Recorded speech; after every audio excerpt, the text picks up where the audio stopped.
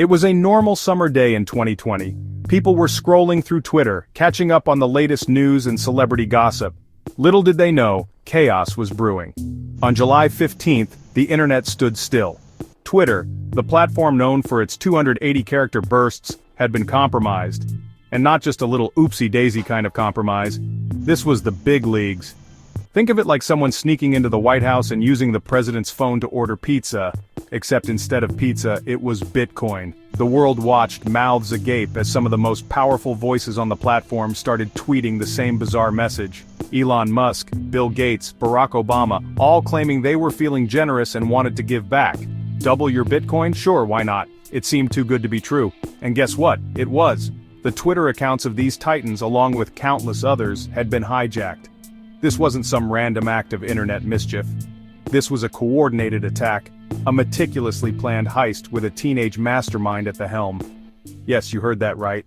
A teenager. Now you might be wondering, how on earth did a bunch of kids manage to pull off such an audacious stunt? The answer, my friends, lies in the dark arts of social engineering. Forget fancy hacking software and complex algorithms. This was a good old-fashioned con, executed with the finesse of a seasoned grifter. It all started with Twitter employees. The hackers, posing as IT personnel, made a few phone calls. They used their sweetest voices, their most convincing lies, and tricked these employees into handing over their login credentials.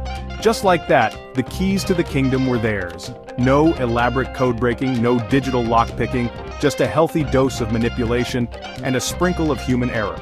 With access granted, the hackers went to work. They took control of high-profile accounts, changed passwords, and locked out the real owners. Twitter was on lockdown, and the world was watching the spectacle unfold in real time.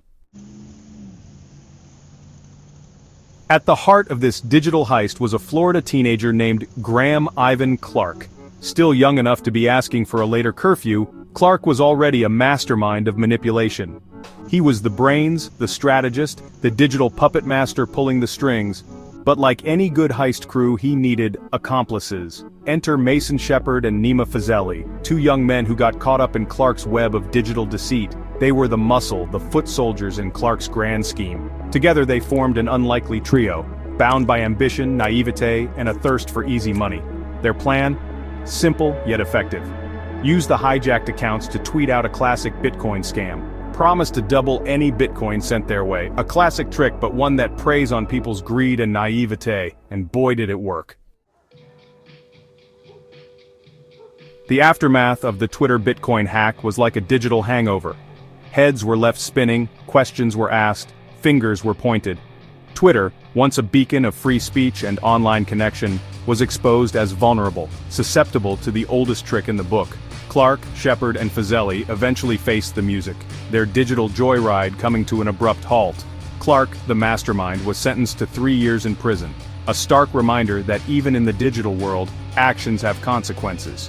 The hack served as a wake-up call, a stark reminder that, in the age of social media, security is paramount. It exposed the fragility of our digital lives, the ease with which trust can be eroded, and the importance of vigilance in a world where information spreads like wildfire. The Twitter Bitcoin hack might be a thing of the past, but the lessons learned continue to resonate. It's a cautionary tale, a reminder that in the digital Wild West, we're all just one click away from danger.